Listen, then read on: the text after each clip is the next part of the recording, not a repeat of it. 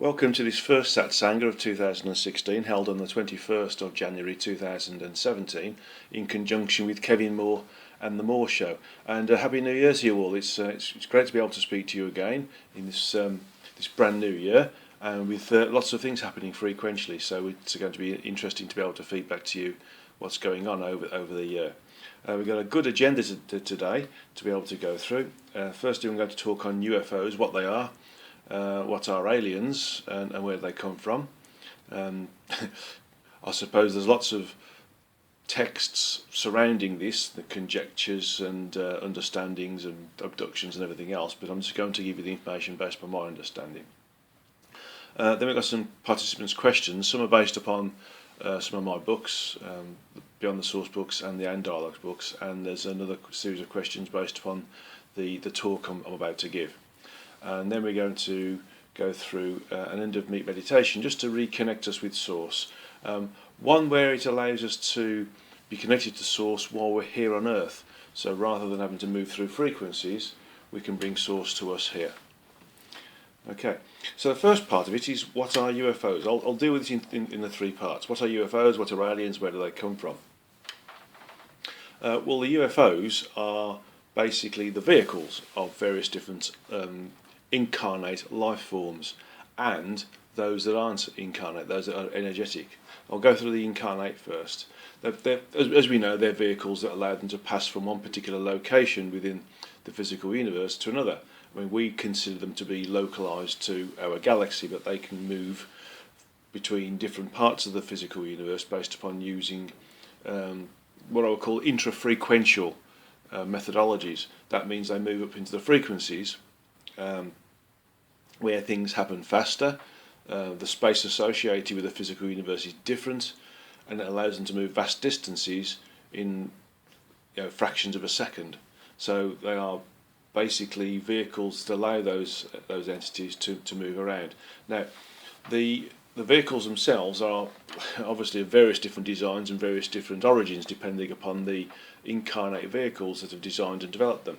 But in essence, they do two things. One, they allow the transportation of those entities, and they can be from very mechanical means, very similar to what we would call spacecraft here. Although they would appear to be like that, and of course there's plenty of science fiction films that depict various different forms of small craft that would be associated with large mothercraft, so to speak. And there are those which are sort of fairly energetic. Now, in terms of the physical ones, or the mechanical ones, as I would say, they basically do two functions. One, they would work with entities that are of various different frequential states. Now, the physical universe isn't just the frequencies that we see around us now. It's based upon 12 frequencies, and so there are entities that are incarnate in frequencies above those associated with what we can see and detect with our physical eyes and our detecting systems, our sort of X-ray based machines, infrared, ultraviolet based machines. And so we have the ability to understand things only based upon who and what we are. So the various different mechanical methods of transportation, the craft that are used, can be created in frequencies that are above those of the Earth. Well, the Earth being a pan-frequential body, it exists on all 12 frequencies. But so there are obviously entities and vehicles that are here that we can't see because they're a higher frequency, but nevertheless they're here on Earth. And if we can move up and down the frequencies, and we can with the Traversing the Frequencies workshops and correspondence courses, then we can see or perceive the different activities, the entities, their vehicles, and any buildings that they create on the Earth at these various different levels. And so what we have is a vehicle that is not specifically on the third frequency.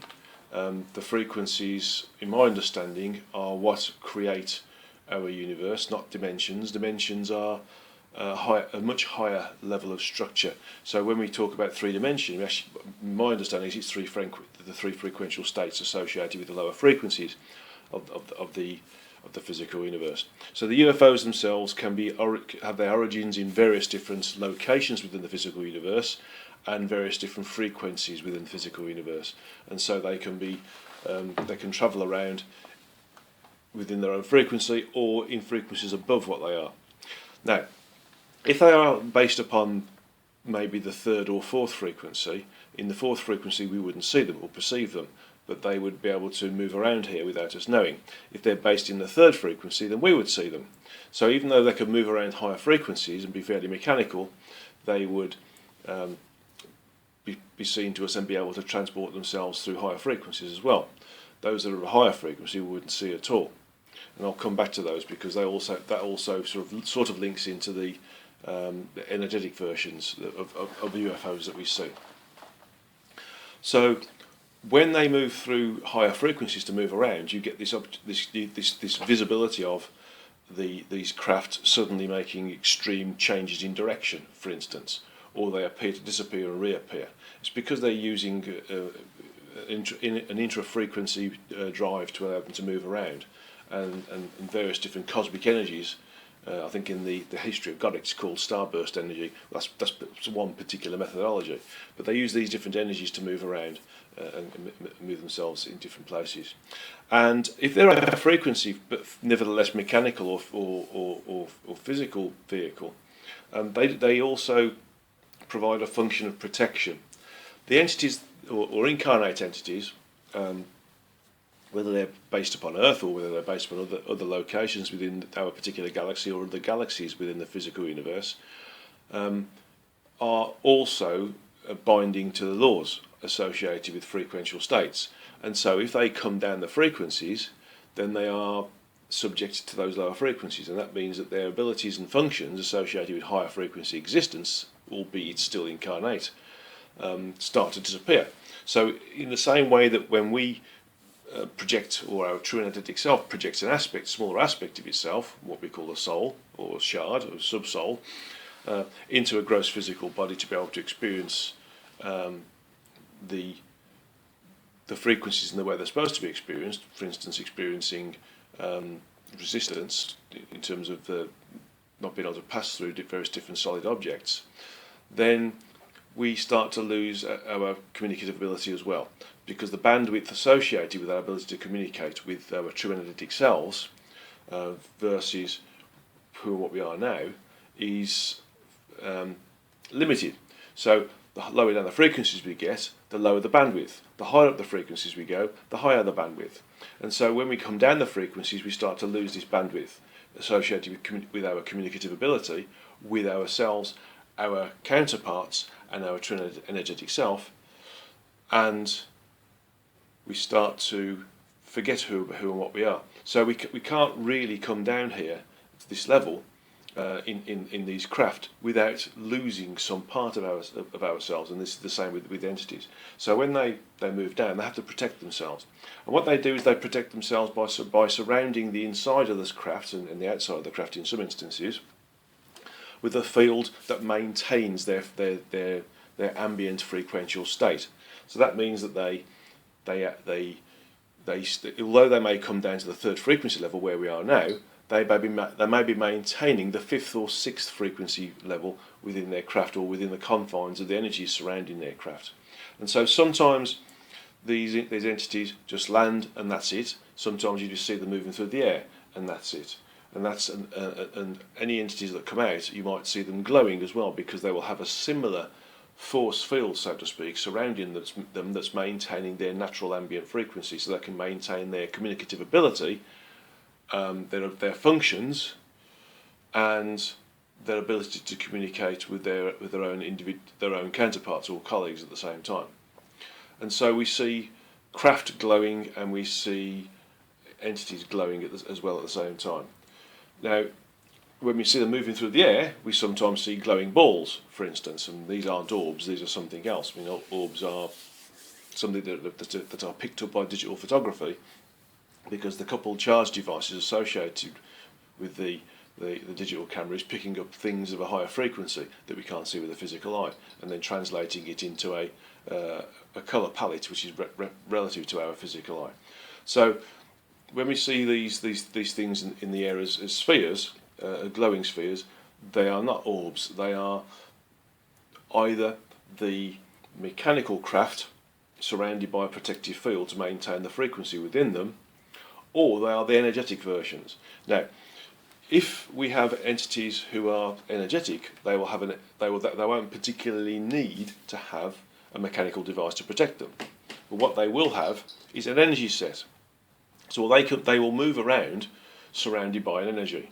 And that particular energy is one that maintains their own frequency, because as they come down to this frequency, as with incarnate beings, they also suffer the loss of bandwidth, communicative bandwidth, and knowledge, memory, and function associated with this as well. So they also have to protect themselves, and they protect themselves with an energy that they create themselves. And so we see two types of UFOs: mechanical with protection to maintain the ambient frequency of the occupants inside, and purely energetic. Okay, the purely mechanical is for those entities who are based upon the third frequency, which is where we, as incarnate human beings, tend to reside. Although there are individuals who move up to the fourth frequency as well. The mechanical but with protection are those who are of a higher frequency, maybe the fourth or fifth or even the sixth frequency, and the energetic is purely energetic. Okay, so that they're in a disincarnate state. So we move on to the aliens or the entities themselves now, and again there's two versions. There's basically, from a generic perspective, the energetic, i.e. those entities that are they're maintaining themselves in the energetic state, and don't incarnate into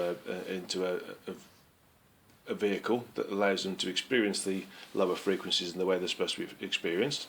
So they stay as energy, sentient energy, in a similar way to us as our true energetic self when we disincarnate, but they are still projected from their true energetic self. And so these aspects of the true energetic self still move around in the physical universe, but to experience it or to sort of observe certain things, but they protect themselves with a self-created energy because they have the functionality of being able to do so. And so we have the purely energetic being, which is not normally resident for evolutionary purposes in the physical universe, or they maybe just come into the physical universe or certain parts of the physical universe to be able to experience or observe certain activities or events that are happening there. For the incarnate entities, they can be of any frequency associated with the physical universe, any of the 12 frequencies. Normally the first three frequencies are used to construct a gross physical body. So if you want to call it three frequencies or a three dimension, mankind calls them three dimensions, but as I've just explained, they're not three dimensions, they're three frequencies. The dimensions are a higher function. But they nevertheless create this, what we would understand as a three-dimensional state, which being the gross physical. The fourth, fifth, sixth, and seventh frequencies are the spirituo-physical, the sort of little bit between the energetic and the gross physical, and then we have the frequencies above that, which are purely energetic, whilst still being, from our perspective, part of the physical universe. So the 12 frequencies associated with the physical universe are the lowest frequencies. They create a physical condition of various different levels of density or finitude. The first three create the gross physical, the next four create the spiritual physical, or a mixture between the two, and the rest of them are fairly high frequency, very, very high frequency levels of physicality. From the perspective of an incarnation, there are incarnate vehicles that exist on those levels. They exist on the 3rd, 4th, 5th, 6th, 7th, 8th, 9th, 10th, 11th and 12th levels. But as you can imagine, the higher up the frequencies you go, the less dense the vehicle that is created to be able to experience those levels. And so incarnation is something which is governed by a frequential state, and the level of experience and the level of difficulty of experience is governed by the lowest of the frequencies associated with it. So the incarnate vehicles come in all sorts of shapes and sizes, depending upon the location of origin of their manifestation, what we would call a planet, and location within a particular galaxy. And as you can see from the number of different life forms on the Earth, there are as many different life forms or incarnate vehicles in the rest of the physical universe as there are on Earth. In fact, there's countless numbers more as well. I'm not going to put a figure on it because it'd be stupid to do so. But if you can see the plethora of life forms, various different vehicles that are used to move around the Earth, it's fairly similar, but to the power of 10, I'm being told, at least, for the various different versions that are in the rest of the physical universe, specifically the gross physical universe. The types of vehicles that are used in the higher frequencies associated with the physical universe are more manipulable, more sort of shape changerish, if you want to call it that. But nevertheless, they are a vehicle that is being used to allow them to move around in the gross physical without being affected too much, but also it's allowing them to experience those frequencies in the way they're supposed to experience them. Now, so people have all sorts of different comments about different entities are malevolent and different entities are benevolent. And the only thing I could say is that is true, specifically on the third frequency level. There are entities that are malevolent and those that are benevolent. The higher up the frequencies an entity is, whether it's incarnate, the more benevolent they are, because they understand the greater reality as a normal function of their higher frequential state, even though they're incarnate.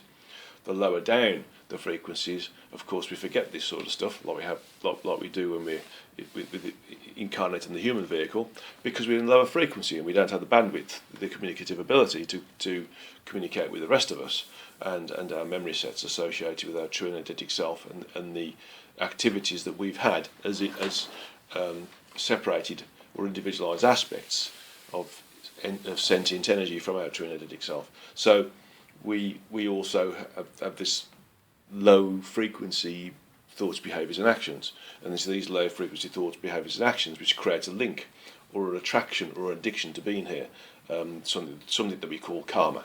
Okay, so there's various different entities here and various different levels of shall we say, interaction with us. Now, where do they come from? Everywhere within the physical universe and every frequency within the physical universe. So all of the different galaxies that are out there, and there are countless millions, perhaps billions of galaxies that are part of the physical universe, and that's just those we can see. Clearly there's more habitats, so to speak, or more structure within the physical universe than we can see, and if we go higher up the frequencies, then we see more and more and more. So when we get to the 12th frequency, we would see that the physical universe is absolutely packed with structure and entities using it at various different frequential states, both energetic and, for want of a better word, incarnate at various different levels of frequency and finitude. Okay, so that's sort of a nutshell of what these things are. And what I think I'm going to do is I was going to answer the questions in the order that they arrived, but there's some questions that are asked relevant to this. So I'm going to answer these questions first because it keeps things in the same genre, and then I'll go to the questions that are outside, i.e. those questions that are asking questions about some parts of one or two of my books, because they're separate. So I'm going to answer the questions about UFOs and aliens first, and then go on to the questions about my books. Okay. So the first question is, this week the CIA released 13 million declassified documents, some of which record UFO sightings. And the questions are, did some governments have first contact with alien species during World War II, e.g. Hitler or Eisenhower? Did they reverse engineer the craft and technology that the aliens had, e.g. the Greys in Roswell? And this is to prepare us for worldwide disclosure about aliens soon. In terms of disclosure, they're already here.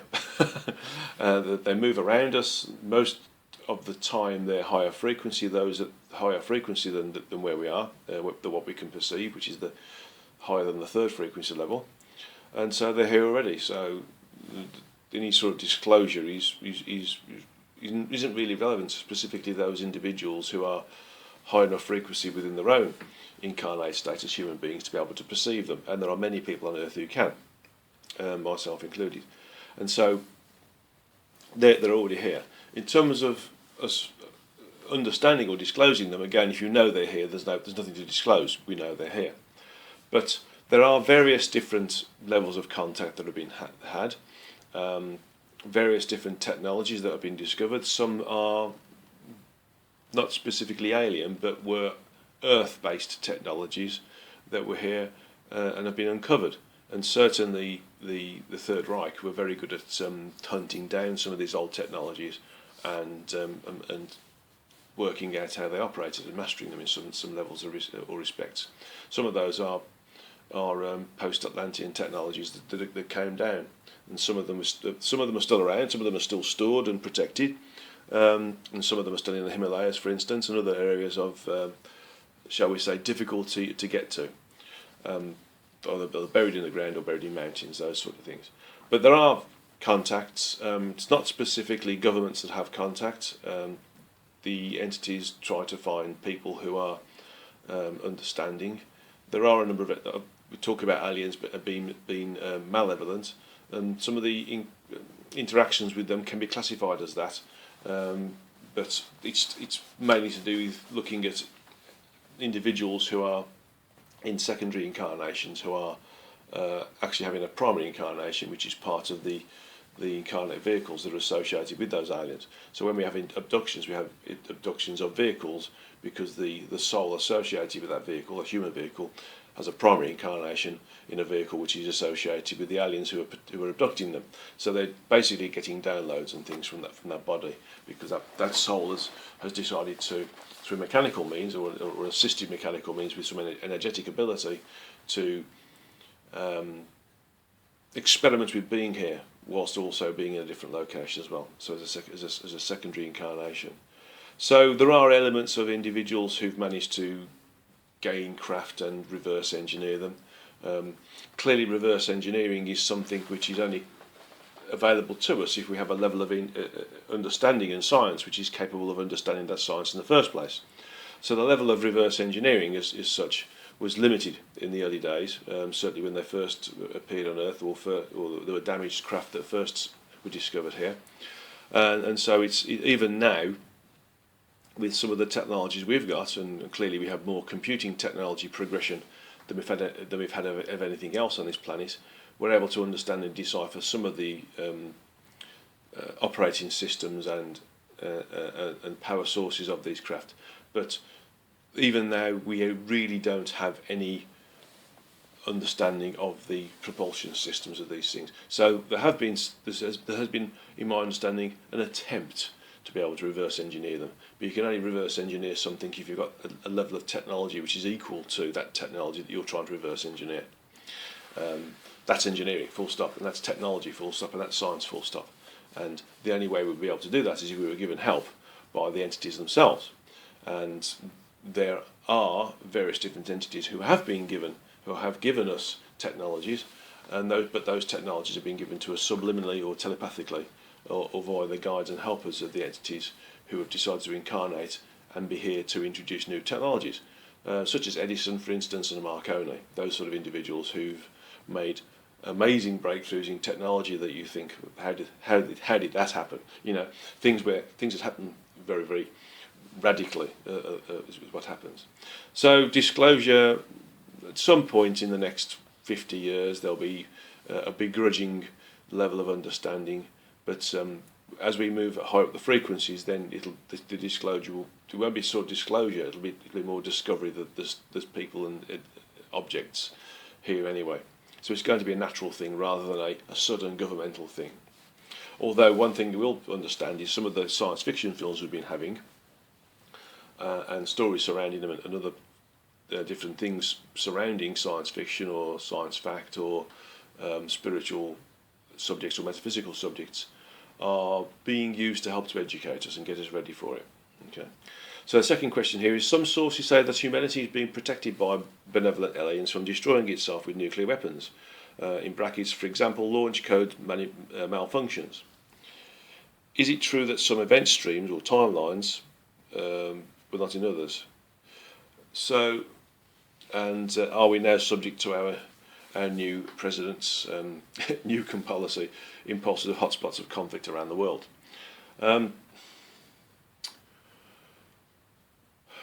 The Earth is an important location in terms of its evolutionary opportunity through individualised free will. And so there are a number of entities who are of a higher frequency, who are protecting the asset, so to speak. And so, although we are allowed to do certain things, such as the explosion of certain thermonuclear devices, as long as it's within a certain tolerance, so to speak, it is tolerated. And so, in effect, we are allowed to progress in certain ways with the understanding, this is technically, by the way, with the understanding that it has to be within a certain tolerance. If it's over a certain tolerance, then there are things that go wrong, so to speak. Things that don't happen, so to speak, such as Large Hadron Colliders not doing what they're supposed to do. And the information that Large Hadron Collider doing is, for want of a better word, easily produced by Cheku geometry. Something that you can put in your hand would create what this Large Hadron Collider is trying to do. So there's things that there's roads that we're going down that are tolerated, but they are, if they go out of a certain tolerance, then they're, for want of a better word, neutralised. It's a better way of saying it. Okay. So in terms of subjected to impulses in hotspots of conflict around the world, even in the physical universe, there are local areas of locally high frequency and local areas of locally low frequency, and as such, those areas will always result in differences of opinion, and those differences of opinion are, in effect, the areas where there's conflict. And so what we have is the areas of locally low frequency cause conflicts to the point where there's people fighting against each other to try and prove their point, and areas of locally high frequency are where people understand each other, work together, and create an understanding that is a collective understanding rather than an individualised understanding. Okay. So, and as we in general ascend the frequencies, and the need to exist within the lower frequencies of the Earth start to dissipate, we will start to naturally move away from this, and the numbers of low frequency hotspots will start to disappear as the base ambient frequency of where we exist in starts to rise. Okay. Last particular question is that what are 4D humanoid beings? They're in this instance, 4D would mean fourth dimension, but in my understanding, it's fourth frequency, because the fourth dimension is a significantly higher dimensional state in terms of the structure of the multiverse compared to where we are now. We're in the first dimension now, dimension being a structural condition, which has 3 subdimensions to it. And in general, each subdimension has 12 frequency points, and each frequency point is a universal environment, or self-contained simultaneous universal environment in its own right. Except the first full dimension doesn't do that. Although it has three subdimensional conditions, they converge back into one, which only allows 12 frequencies to be created. But those 12 frequencies, either in chunks of them or separately, can't create a universe in their own right, but altogether they can. So this question, what are fourth dimension humanoid aliens called, and I'll come to the rest of it in a moment, it really refers to, in my mind, fourth frequency humanoid aliens. And they're called the Anunnaki, okay, and in brackets called as descendants of the Anu. Now the Anu, in my understanding, and in the understanding of various Hindu texts, are the lowest physical function, manifested physical function of the physical universe. They are the smallest particles that create who and what we are, and the environment that we're in. And so it looks like these particular entities have been given a name based upon what you could classify as the start or the beginning of. The comments basically is that they are entities. They are not specifically fourth dimension, they're just slightly higher frequency. The bell you can hear is one of my cats walking across the living room. He needs the bell because he's a bit of a terror with the local wildlife. Okay, so the particles are nothing to do with the Anu, although their gross physical forms are manufactured or created by Anu, as ours are, and as the rest of the physical universe is. There's all sorts of stories about them, and one of the particular comments here is that apparently some Anunnaki sects came to Mars, mined it, and destroyed it. And they came to Earth about 400,000 years ago, and genetically manipulated human beings to make them a slave race to work in their mining projects in Africa. They worked with the Atlanteans, became their guides and rulers, procreated with some humans to establish bloodlines of human rulers, e.g. the Illuminati, and then gave humans the ability to procreate themselves and split genders. They changed and accelerated the Earth experiment. Okay. There are times when entities take advantage of a lower level of intelligence. Now, if an incarnate civilization are low enough frequency to be able to not understand the bigger picture, then they will potentially try to use an incarnate civilization of lower intelligence or lower technology to assist them in some way. Whether you want to call it slavery or whether you want to call it partnership is up to the listener. But in essence, there are times when this happens. Now,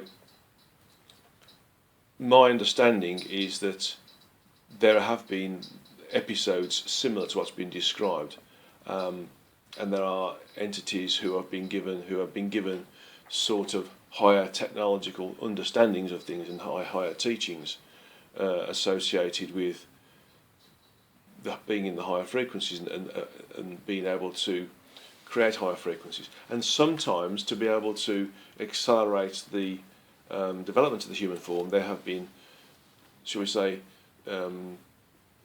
manipulation of the genome. Now, generally though, manipulation of the genome is done by the group of entities who worked with other entities to create this area of the physical universe that is associated with free will.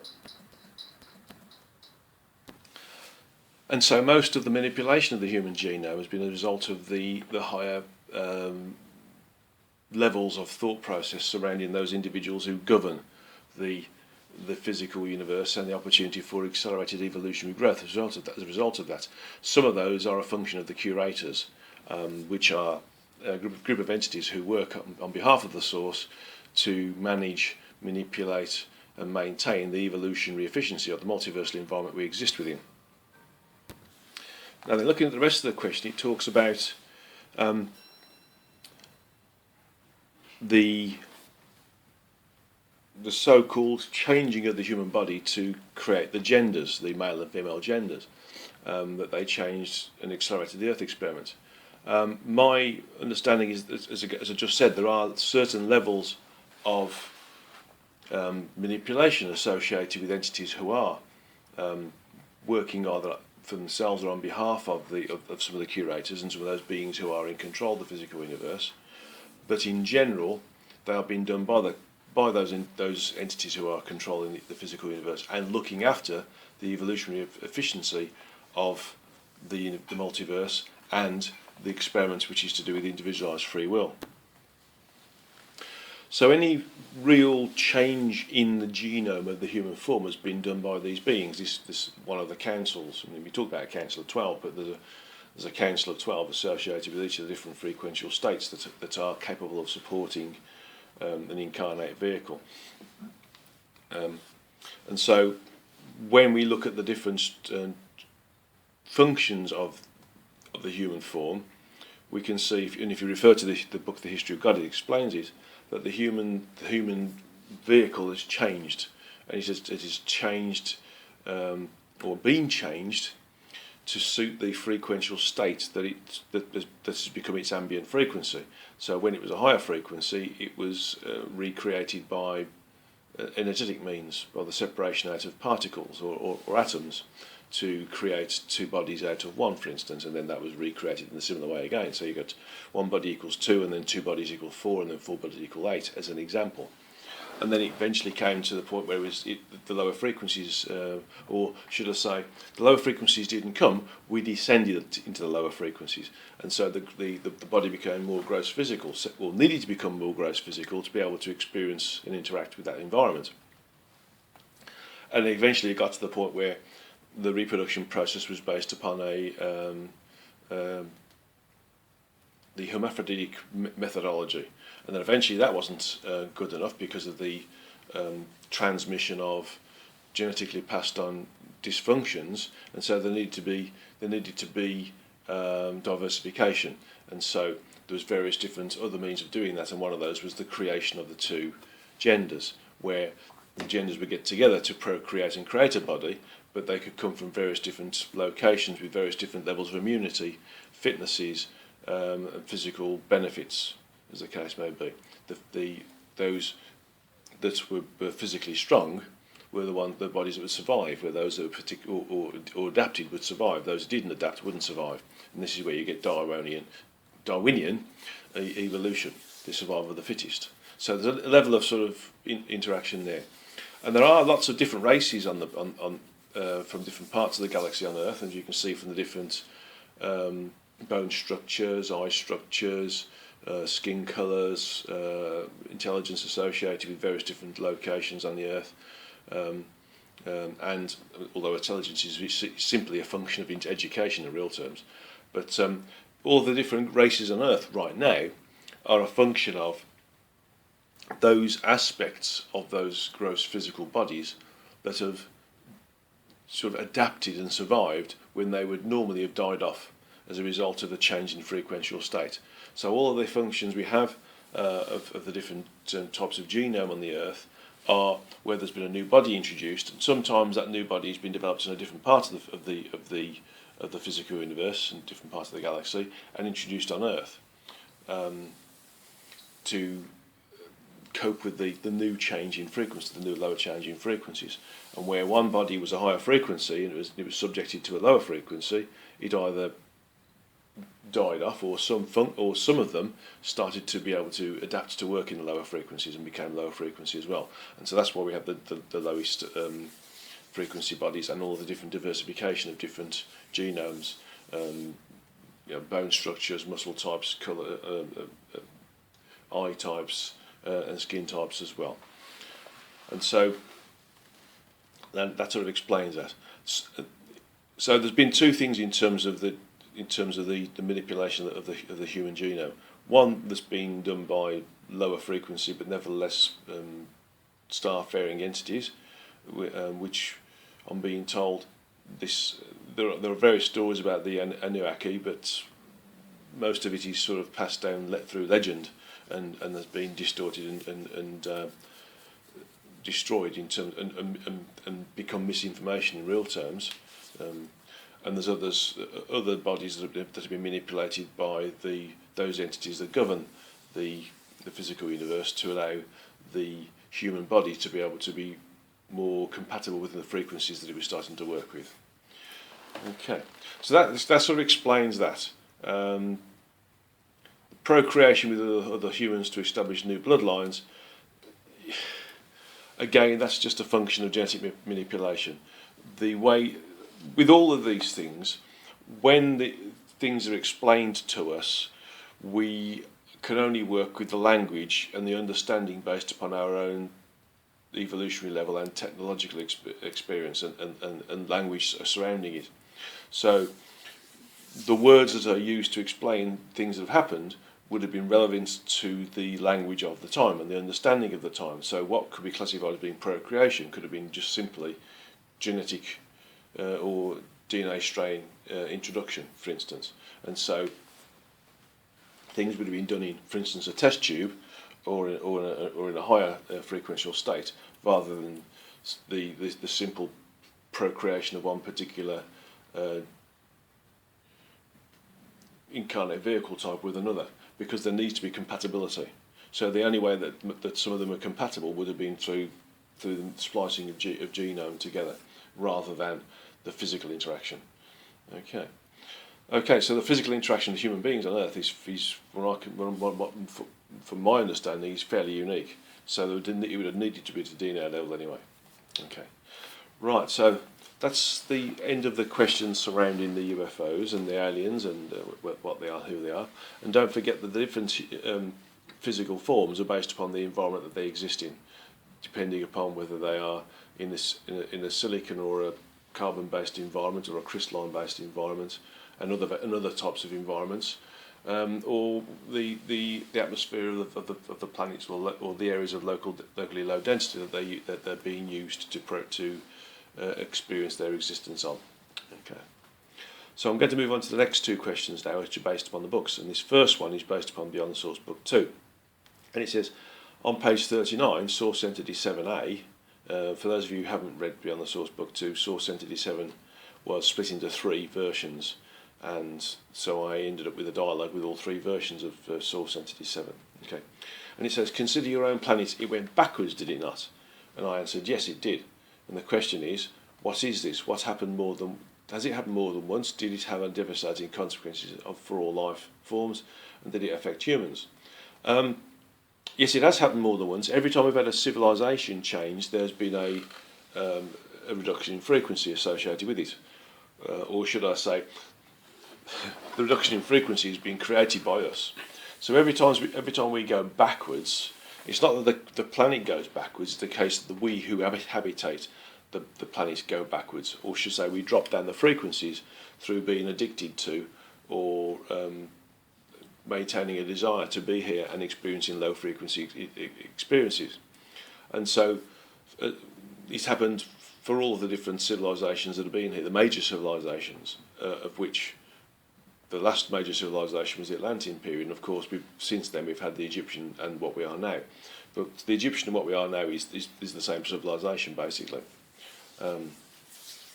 So in essence there's been a number of different, at least 5 drops in frequency, and as a result of that the consequences were that we had to redevelop to the human form. So this links in a little bit to the last set of questions about UFOs and aliens.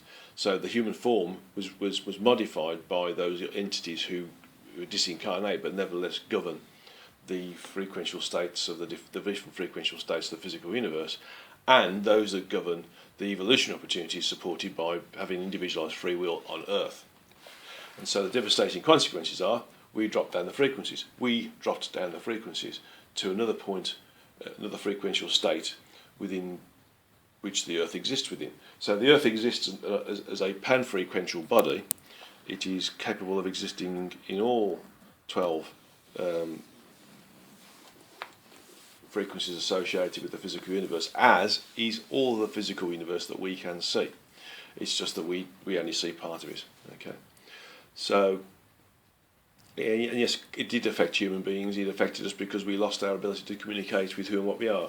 We lost our ability to commune with each other, and we lost our ability to move around different bodies easily. We lost the ability to commune with the animals and the earth and various other entities within the locale of this particular body within this particular galaxy. So we continually lost, not just once but a number of times, continually lost our communicative bandwidth and functionality associated with it. Okay, so I hope that answers that question. Next question is in the AND dialogues. It's in page 113. AND places the Earth in a quarantined section of the physical universe. What is this quarantine? How large is it? How is it enforced? Is it ever breached? And how is it that both positive and negative spirits are here? Is there a barrier? And if so, what is this nature? Is this a permanence barrier?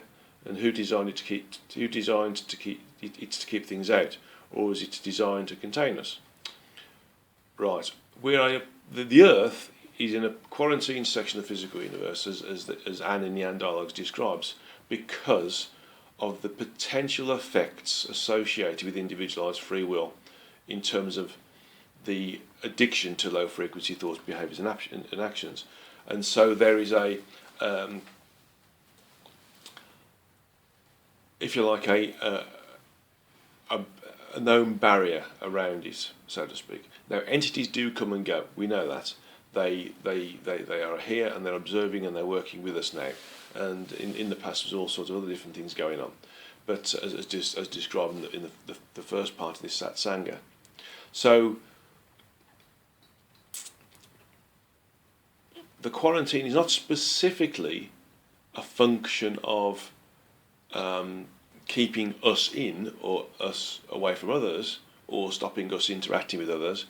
It's more a function of when entities move out of this quarantined area, any desires, thoughts, behaviours and actions associated with low frequency existence, again associated with having individualised free will, are dissipated. And so what that means is it surrounds the, I'm being told, about 12 parsecs around the Earth area. And so entities can move in and move out, but the issues surrounding individualised free will as created by mankind don't stick to them, so to speak. They're allowed to move in, they can interact with us, and anything that would be classified as being karmic from their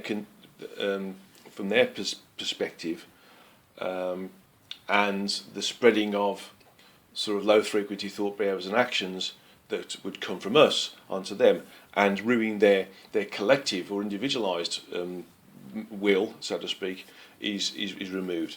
So it's a quarantine in so much as it keeps in the energies surrounding the, let's call it the negative functions of individualised free will, and not the positive functions. So really it keeps in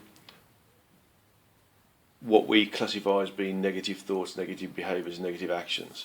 So spirits that stay that or entities that stay in this particular area of quarantined energy will maintain that level of low frequency thought, behaviours and actions as we do. But if they're not if they're not from our location, they're from a location outside of this barrier, outside this energy barrier, which is, by the way, maintained by those entities who are working with this particular experiment of individualised free will, then if they stay inside it, they maintain their low frequencies. If they move out of it, for instance, back into their normal area or location within the physical universe, anything associated with that is removed. So it is very much a case of quarantined area. If you stay in there and you get attracted to low frequency thoughts, behaviours and actions, you would keep them, and you would maybe go down go in a downward spiral the same as we do. Or if they get the chance of remembering who and what they are and move out, they would have that removed, stripped off them, so that they return to what they are. So, but that's only for those entities, energetic or incarnate, so to speak, at the various different levels associated with the gross physical universe and the physical universe. Gross physical being the first three, that are outside or normally exist or have their origins outside of this 12 parsec barrier.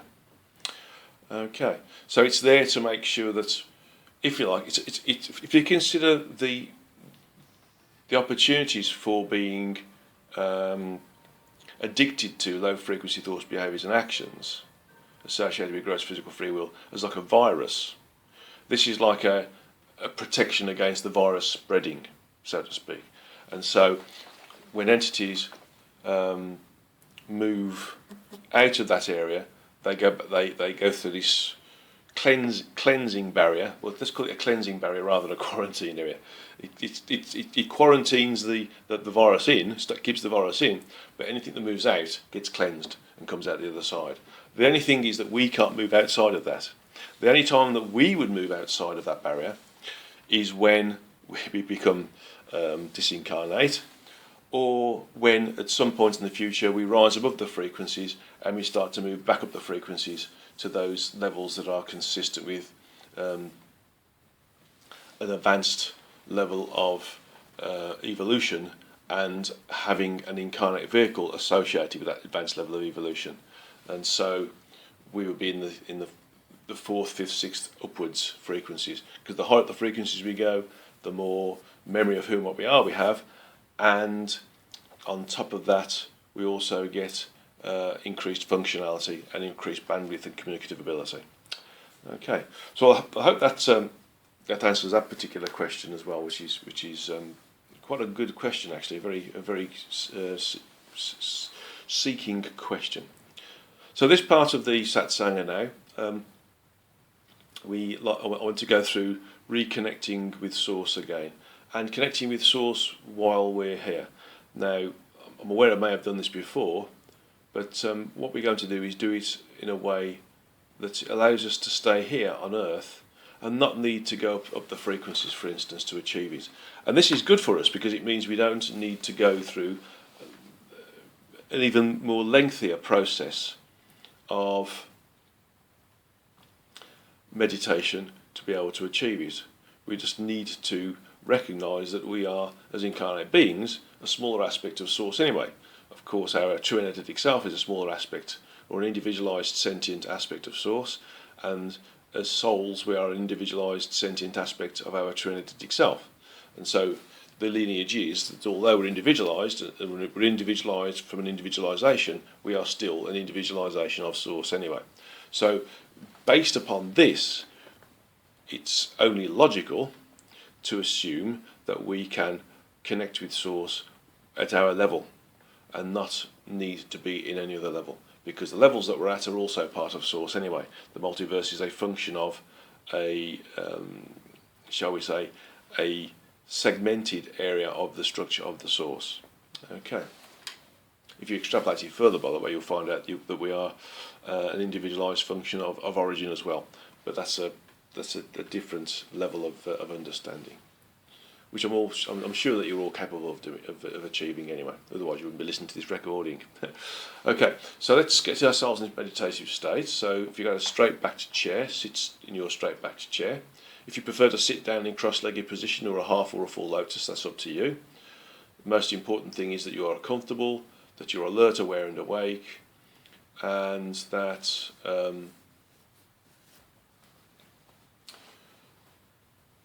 your eyes are closed and you start to blank out the physical world around you. So if you're in a straight backed chair, feet flat on the ground, palms uppermost on the upper thighs. Palms can be uppermost on the upper thighs on the sitting cross-legged as well. Back is straight, neck is straight, eyes are closed, and the closed eye vision is focused on the origin of the third eye, which is in between the two eyebrows and above the bridge of the nose. Okay.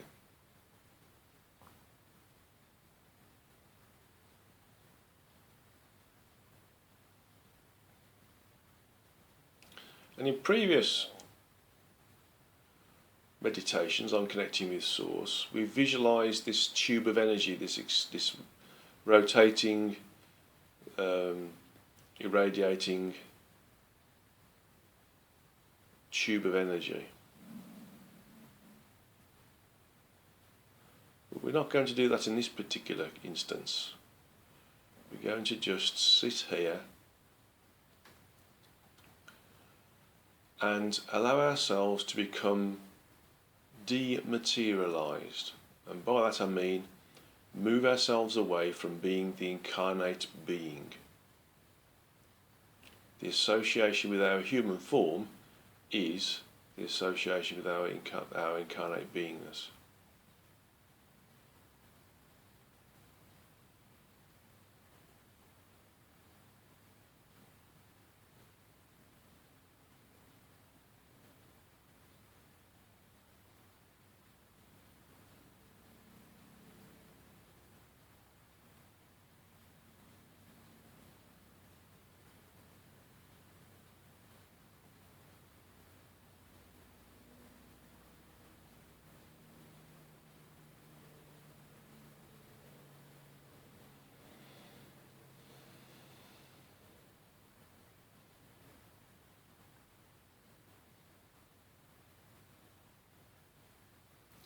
And so what I want you to do now is to use your mentally spoken word by repeating the same words that I use if you have trouble visualising, or indeed visualise that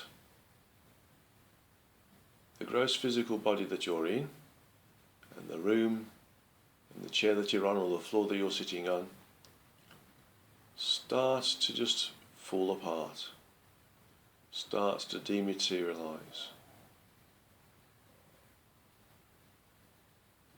So you're in dematerialising yourself, you're removing your association with the gross physical and your incarnate state. And you're starting to recreate your association with a purely sentient, energetic state.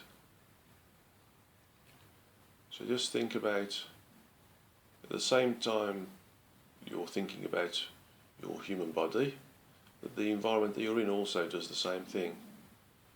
So the cells of the human form start to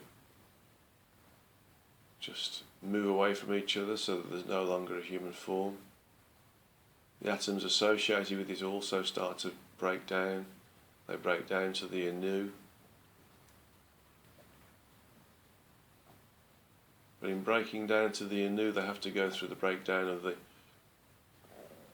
electrons, protons and neutrons breaking away from the atom, so there's no atomic structure. In breaking away from the atomic structure, of course, they also break away from the cellular structure. So the cellular structure destroys, the atomic structure destroys in going down to the anew, the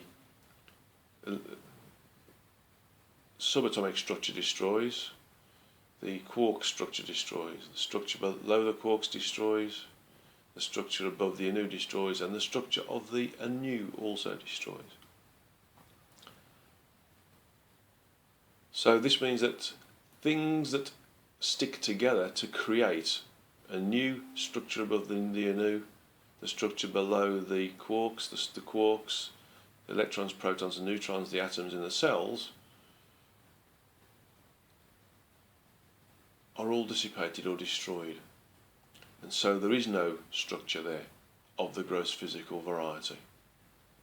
The anew being the lowest structure associated with the physical universe, the lowest structure of gross physicality.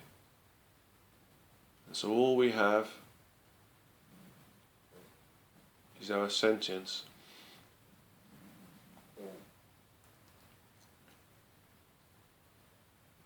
We can no longer feel our bodies, we can no longer feel that we're sitting or sitting cross-legged. We can no longer feel the blood coursing through our veins, hear our heart beating, or feel the movement of our eyes.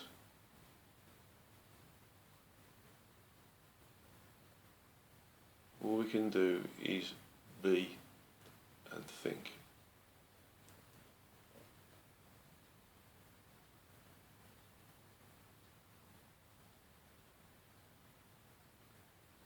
And in this state we are truly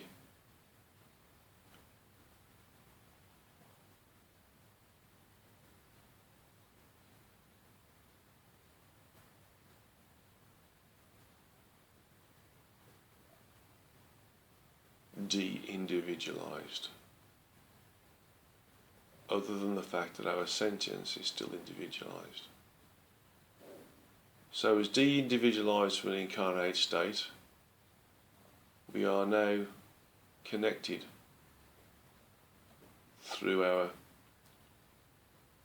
removal of the individualization from the gross physical.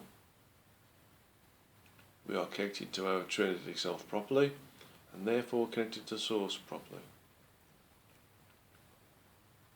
But as an individualized unit of sentience of our true energetic self, we are also an individualized unit of sentience from the Source as well.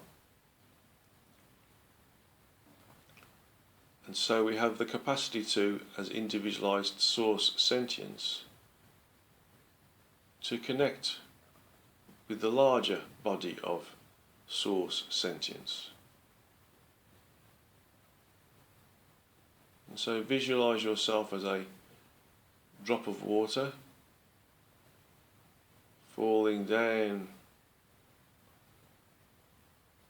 from a height into a sea of sentience.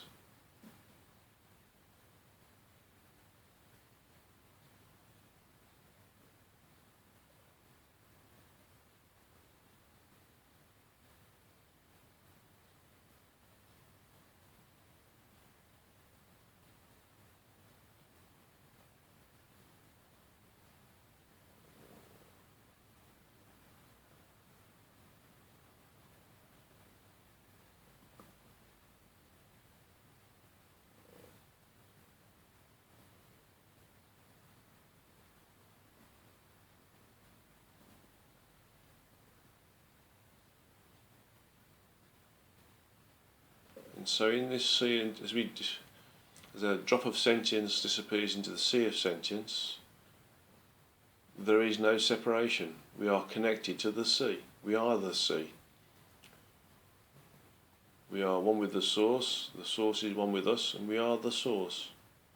So the connection is made here, where our sentience is currently focused.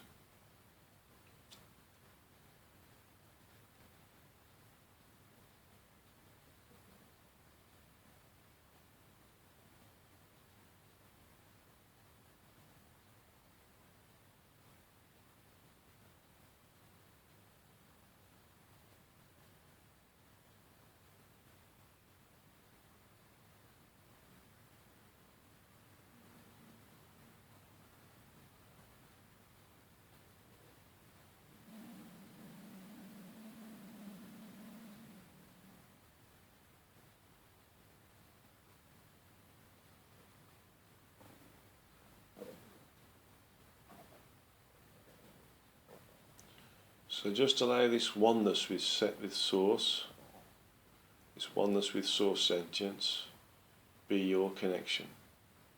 You are now connected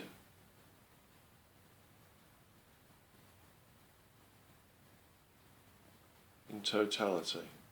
You always were, you always will be, but this is creating a focus for that smaller part of your sentience, the soul, that has thought itself to be on its own, separate,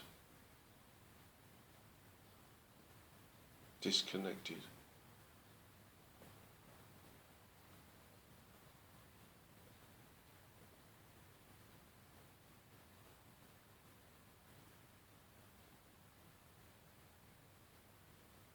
So everything that was you is now gone, dissipated, destroyed. All the individuality is gone. You are connected to Source because you are Source.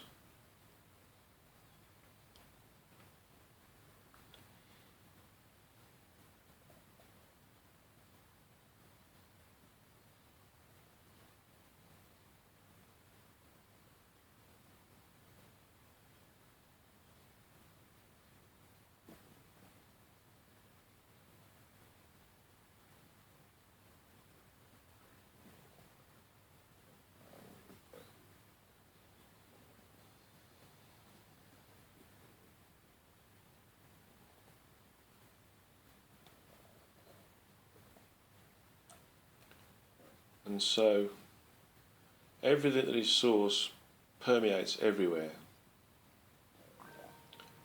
because there is nothing to stop you from being anything other than Source at all.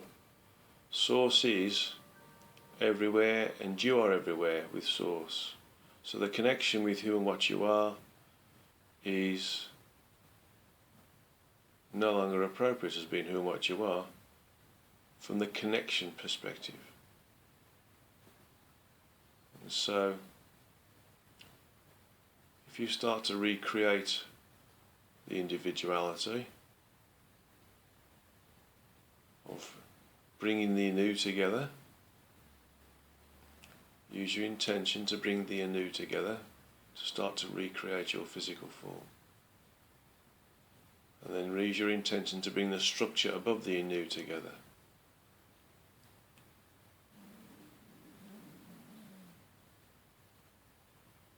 And then use your intention to bring the structure below the quarks together. Now while you're doing this, you should notice that although this structure is there, it is fully connected to Source. Source permeates it. So on the quark, trace and charm level, although we use our intention to bring those back together again to create the next structure, everything that's in the middle of it is Source. The structure is Source. We are connected to Source. We have the ability to work with Source. Then we bring the atomic structure below the atom together, the protons, neutrons, electrons. And that creates the atoms bringing the atoms together, allows us to create the cellular structure. And so the gaps in between all of these things is full of connected source sentience, more than before. And so you should feel energized, you should feel focused, you should feel awake, you should feel that you can ask any question, and the answer to that question comes to you. There isn't anything that has been done, could have been done, should have been done, will be done, that hasn't already been in existence. And so everything can be experienced, and everything can be answered. Your connection to Source is there. So you should feel elated and wonderful and loved. So we'll just stay here for a moment so you can feel and work with this level of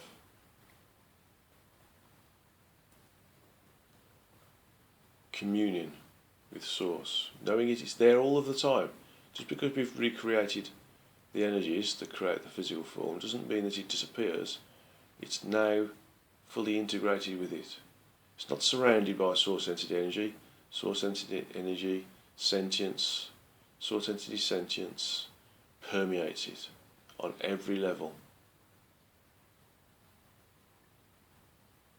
right into the structure that creates the Inu itself.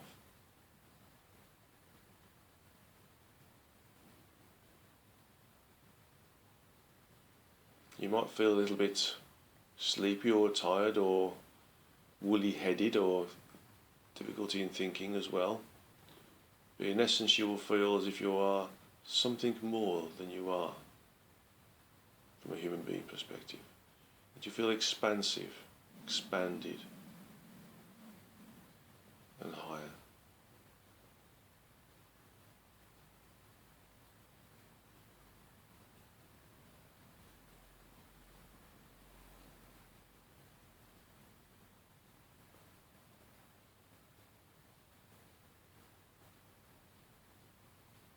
And so slowly come back into the room and open your eyes. You might feel a little bit giddy, but recognise that you're connected. You are one with the Source, and the Source is one with you, and you are therefore Source.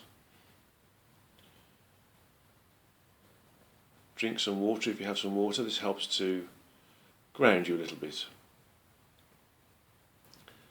And so this brings us to the end of this particular Satsanga, the first Satsanga of 2017, and thank you very much for listening to it and participating in it and sending questions in and passing it on to others. It'll be the raw recording on my website, and it'll be the modified recording with imagery on Kevin Moore's website.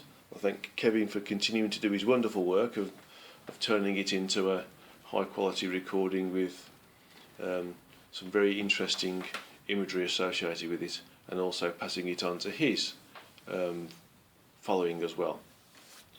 And so God's love to you all, and it's wonderful to be of service, and I look forward to working with you again on February Satsanga. So good morning, good night, good afternoon, and again much love to you, blessings and namaste.